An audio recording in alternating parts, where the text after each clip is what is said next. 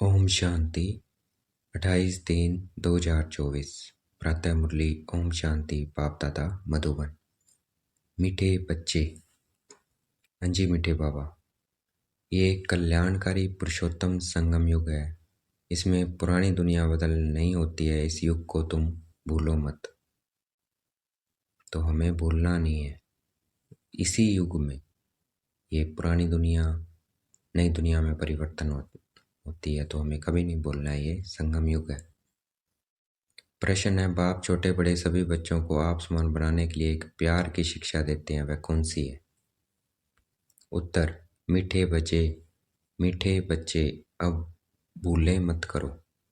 मतलब भूलना नहीं है। अब हम कहाँ हैं? यहाँ तुम आए हो नर से नारायण बनने, तो हमेशा याद रखना, मैं संगम युग पे हूँ और बाबा के पास हूँ, भगवान के पास आया हूँ नर से नारायण बनने। तो दैवी गुण धारण करो, किसी को भी दुख मत दो। दुख नहीं देना है। भूलें करते हैं तो दुख देते हैं। हम बोलते हैं ये दुनिया परिवर्तन होने वाली है, पुरानी से नई बनने वाली है, तब भूलें होती है, दुख देते हैं। तो हमें हमेशा स्मृति में रखना है, बाप कभी बच्चों को दुख नहीं देते हैं। शिव बाबा देते हैं हमें दुख, तो हमें भी नहीं देना है। वह तुम्हें डायरेक्शन देते हैं, बच्चे माँ कम याद करो, योगी बनो तो विक्रम विनाश हो जाएंगे, तुम बहुत मीठे बन जाएंगे। तो बाबा को जितना याद करेंगे उतना मीठे बन जाएंगे। तो देखना है अपने को ज्योति बिंदु आत्मा, बाबा को देखना है। ओम शांति।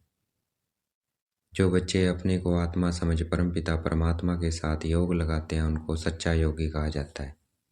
क्योंकि बाप ट्रुथ है, क्योंकि बाबा ट्रुथ है ना। कहते हैं ना, गॉड इज ट्रुथ, इसलिए कहते हैं क्योंकि आत्मा अजर अमर अविनाशी है, सत्य है, उसका कभी विनाश नहीं होता। तो तुम्हारा बुद्धि योग सत्य के साथ है। वह जो कुछ सुनाते हैं सत्य ही है। योगी और भोगी दो प्रकार के लोग हैं। भोगी भी अनेक प्रकार के होते हैं, योगी भी अनेक प्रकार के होते हैं। तुम्हारा योग तो एक ही प्रकार का है। उन्हों का सन्यास अलग है, तुम्हारा सन्यास ही अलग है। तुम हो पुरुषोत्तम संगम युग के योगी। सन्यासियों का अलग है, वो घर बार छोड़ के चले जाते हैं, लेकिन हम घर में रहते हुए मन बुद्धि से बाबा को याद रखते हैं, दुनिया को भूल जाते हैं। देह और देह के संबंधों को निभाते हुए मन बुद्धि में कौन है? बाबा है, शिव बाबा है। तुम हो पुरुषोत्तम संगम युग के योगी। और किसी को इस योग का पता नहीं है। ये योग का किसी को नहीं पता है। जो बाबा कहते हैं ग्रस्त में रहते, अपनी जिम्मेवारियां निभाते, मन बुद्धि को अपने को आत्मा समझ मुझ में लगाओ। योग का पता नहीं है कि हम पावन योगी हैं या पतित योगी या पतित भोगी हैं।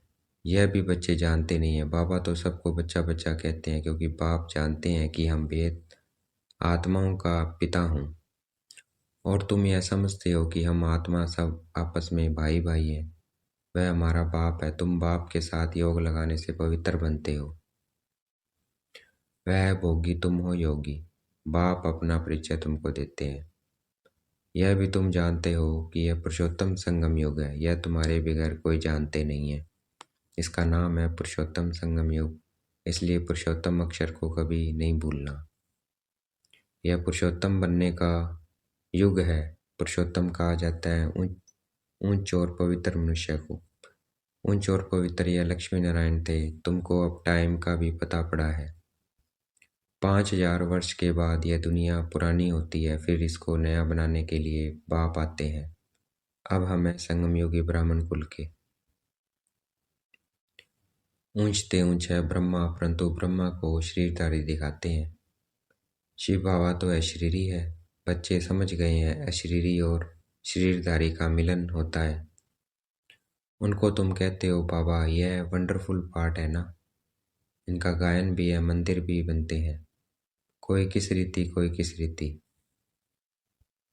रथ को श्रृंगारते हैं, यह भी बाबा ने बताया है। बहुत जन्मों के अंत के जन्म के भी अंत में मैं प्रवेश करता हूँ। कितना क्लियर समझाते हैं।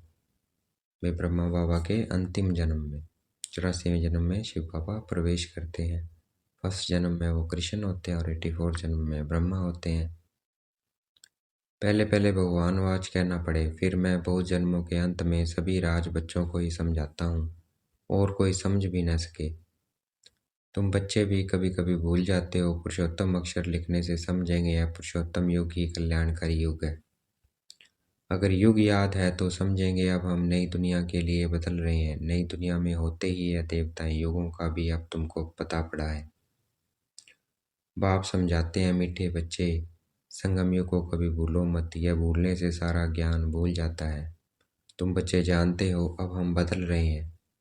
अब पुरानी दुनिया भी बदल नहीं होनी है, बाप आकर दुनिया को भी बदलते हैं तो बच्चों को भी बदलते हैं। बच्चे बच्चे तो सभी को कहते हैं, सारी दुनिया की जो भी आत्माएं हैं सब बच्चे हैं, सबका पार्ट इस ड्रामा में है। चक्र को भी सिद्ध करना है, हर एक अपना अपना धर्म स्थापन करते हैं। ये देवी देवता धर्म सिवाय बाप के कोई स्थापन कर न सके। यह धर्म कोई ब्रह्मा नहीं स्थापन करते हैं। नई दुनिया में है देवी देवता धर्म, पुरानी दुनिया में सब मनुष्य ही मनुष्य हैं। नई दुनिया में देवी देवताएं होते हैं, देवताएं पवित्र है, वहाँ रावण राज्य ही नहीं है। बाप तुम बच्चों को रावण पर विजय प्राप्त कराते हैं। रावण पर विजय प्राप्त होते ही राम राज्य शुरू हो जाता है। राम राज्य नई दुनिया को और रावण राज्य पुरानी दुनिया को कहा जाता है। राम राज्य कैसे स्थापन होता है यह तुम बच्चों के सिवाय कोई जानते नहीं है। रचयिता बाप बैठ तुम बच्चों को रचना का राज समझाते हैं। बाप है रचयिता, बीज रूप, बीज को कहा जाता है वृक्षपति। अब वह जड़ बीज है, उनको तो ऐसे नहीं समझेंगे। तुम जानते हो बीज से ही सारा झाड़ निकलता है, सारे विश्व का कितना बड़ा झाड़ है। तो ये झाड़, मनुष्य सृष्टि का झाड़ किससे निकला? शिव बाबा से। शिव बाबा क्या है? बीज है। वह जड़, यह चैतन्य है। दूसरा बीज क्या होता है? जड़ होता है, और ये चैतन्य है। सतचित आनंद स्वरूप मनुष्य सृष्टि का बीज रूप बाप है, उससे कितना बड़ा झाड़ निकलता है। मॉडल तो छोटा बनाते हैं। मनुष्य सृष्टि का झाड़ सबसे बड़ा है, उच्च से उच्च बाप नॉलेजफुल है। उन झाड़ों की नॉलेज बहुतों को होती है, इसकी नॉलेज तो एक बाप भी देते हैं। बाकी झाड़ों की नॉलेज तो सबको होती है, लेकिन इस मनुष्य सृष्टि झाड़ की नॉलेज सिर्फ शिव बाबा को है, वो हमें देते हैं आके। अब बाप ने तुम्हें हद की बुद्धि बदल बेहद की बुद्धि दी है। तुम इस बेहद के झाड़ को जान गए हो, कितना बड़ा पोलार है इस झाड़ को मिला हुआ है आकाश। बाप बच्चों को वेद में ले जाते हैं। अब सारी दुनिया ही पतित है, सारी सृष्टि ही हिंसक है, एक दो की हिंसा करने वाले हैं। अब तुम बच्चों को ज्ञान मिला है, अहिंसक सिर्फ एक ही देवता धर्म होते हैं, अहिंसक। अभी क्या है? हिंसक है, और अहिंसक जो हिंसा नहीं करते वो कौन होते हैं? सिर्फ देवी देवता धर्म होता है जो सतयुग में। सतयुग में सभी पवित्र सुख शांति में रहते हैं, सब मनोकामनाएं किस जन्म के लिए पूरी हो जाती है। सतयुग में कोई कामना नहीं, अनाज आदि सब कुछ अथवा मिल जाता है। यह बॉम्बे पहले नहीं थी। देवताएं खारे सागर के किनारे जमीन पर नहीं रहते हैं, मतलब खारे पानी के पास नहीं रहते हैं, वहाँ मीठा होता है। मीठी नदियाँ जहाँ थी वहाँ देवताएं थे, मनुष्य थोड़े थे, एक एक को बहुत जमीन होती है।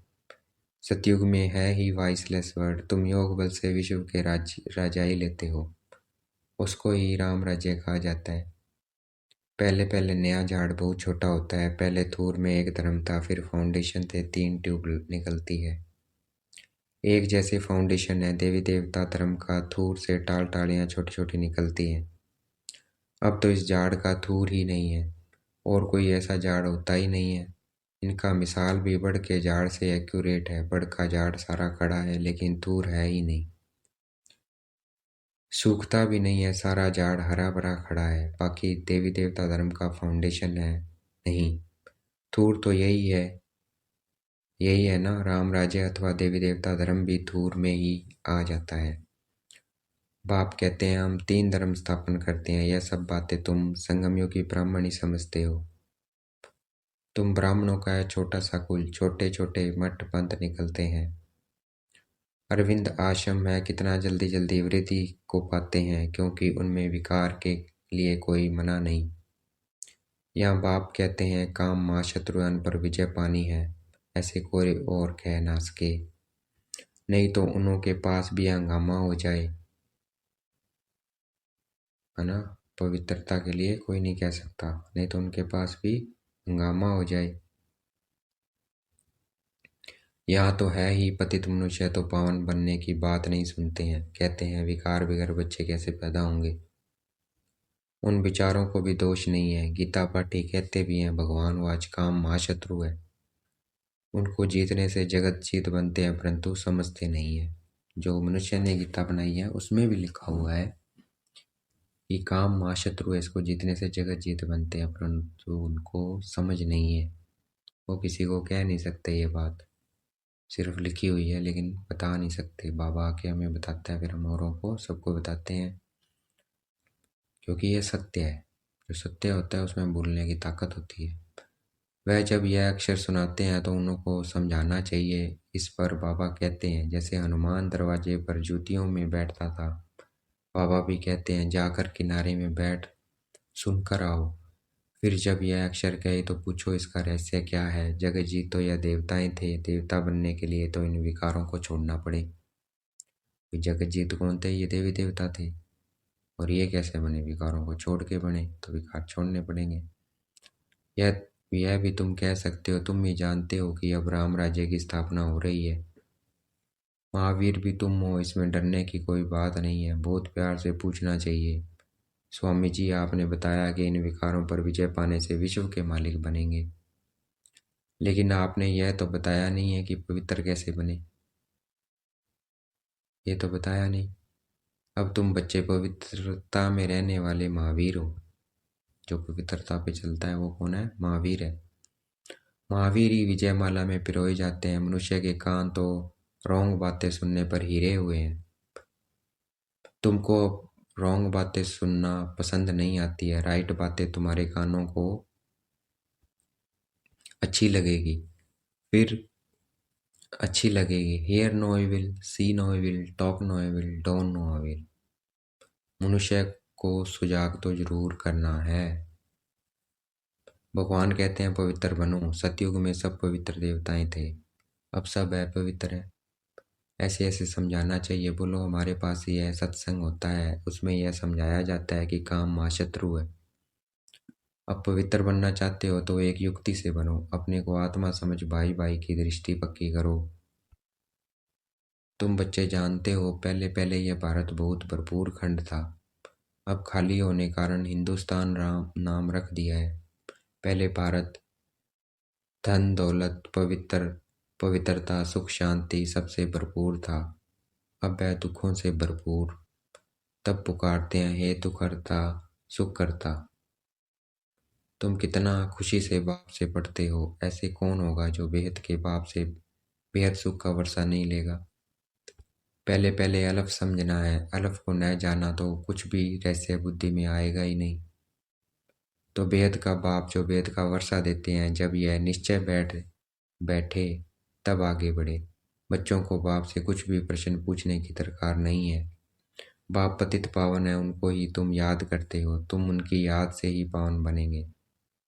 मुझे बुलाया ही इसलिए। जीवन मुक्ति है भी सेकंड की, फिर भी याद की यात्रा समय ले लेती है।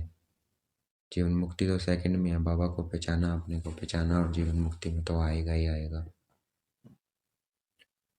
लेकिन याद की यात्रा समय ले लेती है। मुख्य याद की यात्रा में ही विघ्न पड़ते हैं। याद की यात्रा मतलब उच्च पोजीशन पाने के लिए याद की यात्रा समय लेती है, इसमें ही विघ्न पड़ते हैं। आधा कल्प देह अभिमान रहे, अब एक जन्म देही अभिमानी बनने में ही मेहनत है। इसके लिए ब्रह्मा बाबा के लिए भी बहुत सहज है। तुम बुलाते भी हो बाप दादा, यह भी समझते हैं बाप की सवारी हमारे सिर पर है। कौन? ब्रह्मा बाबा। बहुत उनकी महिमा करता हूँ, बहुत प्यार करता हूँ। बाबा आप कितने मीठे हो, हमको कल्प कल्प कितना सिखलाते हो। फिर आधा कल्प आपको याद भी नहीं करेंगे। अब तो बहुत याद करता हूँ। कल हमारे में कुछ भी ज्ञान नहीं था, जिसकी पूजा करते थे, हमको यह थोड़ी मालूम था कि हम यह बन जाएंगे, है ना। हम पूजा करते थे, हमें ये थोड़ी पता था कि हम ये बन जाएंगे। अब हमें पता है लक्ष्मी नारायण को हम पूजते थे, अष्टभुजाधारी दुर्गा, ये हम बन सकते हैं और उनकी कितनी महिमा है, तो क्यों नहीं बनना चाहिए। जितनी इनकी महिमा है दुनिया में किसी की नहीं है, पूजते भी इतने विधि विधान से हैं, तो हमें ऐसा बनना चाहिए। हम यह बन जाएंगे, अब तो वंडर लगता है। योगी बनने से फिर यह देवी देवता बन जाएंगे। मेरे में भी सब बच्चे हैं, ये बाबा बहुत प्यार से बच्चों को संभालते हैं, इनकी पालना करते हैं, यह भी हमारे समान नर से नारायण बन जाएंगे। यहाँ तुम आए ही हो इसलिए कितना समझाता हूँ बच्चे, बाप को याद करो, दैवी गुण धारण करो, खान पान की संभाल करो, नहीं करते हैं तो समझता हूँ शायद अभी समय पड़ा है, कुछ न कुछ भूलें तो होती रहती है। छोटे बड़े बच्चों को प्यार से समझाता हूँ, बच्चे भूले मत करो, किसी को दुख न दो, भूल करते हो गोया दुख देते हो, बोलते हैं तो दुख देते हैं, बाप कभी भी दुख नहीं देते हैं, वह तो डायरेक्शन भी देते हैं, माँ में कम याद करो तो विक्रम विनाश हो जाएंगे। शिव बाबा दुख भी नहीं देते हैं और डायरेक्शन भी देते हैं कि याद करने से विक्रम विनाश हो जाएंगे, तो वैसे हमें भी बताना है। बहुत मीठा बन जाएंगे, ऐसा मीठा बनना है, दैवी गुण धारण करने हैं, पवित्र बनो। यहाँ है पवित्रता के आने का हुक्म नहीं है, कहाँ मधुबन में, वहाँ है पवित्र बन के नहीं जाना है। कभी कभी आने देते हैं, कभी कभी आने देते हैं, वह भी अभी जब बहुत वृद्धि हो जाएगी तो कह देंगे यह तो है टावर ऑफ प्योरिटी। जब बाबा कहते बहुत लोग आएंगे, आने लग जाएंगे, तब मना होगा कि ये है टावर ऑफ प्योरिटी, तो पवित्र बनो।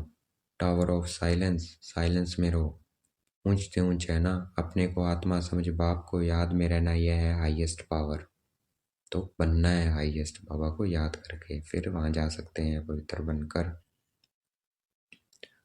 वहाँ बहुत साइलेंस रहती है, आधा कल्प कोई झगड़ा आदि नहीं होता है। कहाँ? स्वर्ग में। यहाँ कितना झगड़ा आदि होता है, शांति हो न सके, शांति का धाम है मूल वतन, परम धाम। विषय धारण कर विश्व में पाठ बजाने आते हैं, कहाँ? स्वर्ग में। तो वहाँ भी शांति रहती है, स्वर्ग में भी। आत्मा का स्वधर्म ही है शांति, अशांति कराता है रावण। तुम शांति की शिक्षा पाते रहते हो, कोई गुस्से में होता है तो सबको अशांत कर देता है। इस योग बल से तुम्हारे से सारा किचड़ा निकल जाता है। पढ़ाई से किचड़ा नहीं निकलता है, पढ़ाई से नहीं निकलेगा, योग से निकलेगा। तो ज़्यादा से ज़्यादा योग में रहना है, देखना है अपने को ज्योति बिंदु आत्मा, शिव बाबा को देखना है, विश्व की सभी आत्मा को आत्मा देखना है, ये आत्मा भाई है। सारा किचड़ा निकल जाता है, पढ़ाई से किचड़ा नहीं निकलता है, याद से सब किचड़ा भस्म हो जाता है, कट निकल जाती है। बाप कहते हैं कल तुमको शिक्षा दी थी, क्या तुम भूल गए हो? 5000 वर्ष की बात है, वह लाखों वर्ष कह देते हैं।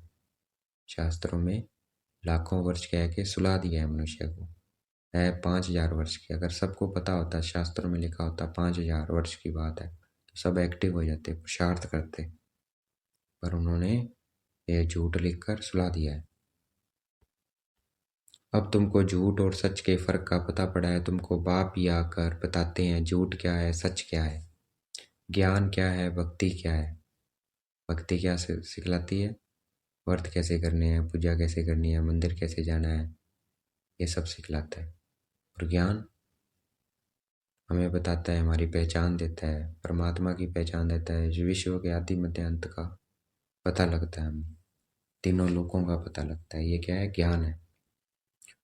भ्रष्टाचार और श्रेष्ठाचार किसको कहा जाता है? भ्रष्टाचारी विकार से पैदा होते हैं, वहाँ विकार होता नहीं है। तुम खुद कहते हो देवताएं संपूर्ण निर्विकारी है ना, महिमा में गाते हैं, खुद कहते हैं, कबूल करते हैं, और खुद को विकारी कबूल करते हैं। विकारी क्यों करते हैं? इन 5 विकारों के कारण, और वहाँ होता नहीं है। रावण राज्य ही नहीं है, यह तो सहज समझाने की बात है। फिर क्या करना चाहिए? एक तो बाप को याद करना चाहिए, दूसरा पवित्र जरूर बनना चाहिए। तो पवित्र बनना है और बाबा को याद करना है। अच्छा, देखेंगे बाप दादा हमें याद प्यार दे रहे हैं। मीठे मीठे सिकलते बच्चों प्रति माता पिता बाप दादा का याद प्यार और गुड मॉर्निंग। रूहानी बाप की रूहानी बच्चों को नमस्ते। हमें भी बाप दादा को याद प्यार देना है। हम रूहानी बच्चों की रूहानी बाप दादा को दिलवा जान शिकवा प्रेम से बेहद का याद प्यार और नमस्ते। धारणा के लिए मुख्य सार है पवित्रता। पवित्र बनने में महावीर बनना है। पवित्र बनने में महावीर बनना है। याद की यात्रा से अंदर का कीचड़ा निकालना है। अपने शांत स्वधर्म में स्थित रहना है, अशांति नहीं फैलानी है। बाप जो राइट बात सुनाते हैं वही सुननी है। Hear no evil, talk no evil, see no evil, do no evil. Wrong बातों में मत सुनो, सभी को सुजाग करो। पुरुषोत्तम युग में पुरुषोत्तम बनो और बनाओ। आज का वरदान है आत्मिक शक्ति के आधार पर देखना है। बाप दादा ने मस्तक पे हाथ रखा और वरदान दे रहे हैं। आत्मिक शक्ति के आधार पर तन की शक्ति का अनुभव करने वाले सदा स्वस्थ भव। तो आत्मा को शक्तिशाली बनाएंगे तो तन भी शक्तिशाली अनुभव होगा। वो क्या है? सदा स्वस्थ है। तो स्वस्थ फील करना है, अपना आत्मिक शक्ति के बढ़ानी है। अपने को देखना है, ज्योति बिंदु बाबा को देखना है, इससे आत्मिक शक्ति बढ़ती है। इस अलौकिक जीवन में आत्मा और प्रकृति दोनों की तंदुरुस्ती आवश्यक है। आत्मा और प्रकृति अर्थात इस शरीर की। जब आत्मा स्वस्थ है तो तन का हिसाब किताब व तन का रोग सूली से कांटा बनने के कारण, स्वस्थिति के कारण हमारी अच्छी स्थिति है। मैं आत्मा बिंदी, बाबा ज्योति बिंदी सब स्थिति के कारण स्वस्थ अनुभव करते हैं। उनके मुख पर, चेहरे पर बीमारी के कष्ट के चिन्ह नहीं रहते हैं। कर्म भोग के वर्णन के बदले कर्म योग की स्थिति का वर्णन करते हैं। वो कर्म भोग नहीं आए, ये हो या नहीं करेंगे, कहेंगे बाबा आए, बाबा कर रहा है, सब हिसाब किताब है, बाबा चुक तुक रहा है। तो वो कर्म योग की स्थिति का वर्णन करते हैं। भी बाबा ने इतना आराम से कर दिया। कर्म भोग तो आया, बीमारियां आई, कष्ट आया, लेकिन उसको फील अनुभव नहीं किया, बाबा का प्यार को अनुभव किया, उसको वर्णन करते हैं। वे परिवर्तन की शक्ति से कष्ट को संतुष्टता में परिवर्तन कर संतुष्ट रहते हैं और संतुष्टता की लहर फैलाते हैं, जो हमेशा आत्मिक भान में रहते हैं। आज का स्लोगन है दिल से तन से आपसी प्यार से सेवा करो तो सफलता निश्चित मिलेगी। दिल से मतलब आत्मा समझ के, तन से भाई मैं आत्मा शरीर से कराने, आपसी प्यार या आत्मा सब हम भाई भाई हैं, आत्मा देखना, सेवा करो तो सफलता निश्चित मिलेगी। अच्छा, ओम शांति। शुक्रिया मीठे बाबा, शुक्रिया।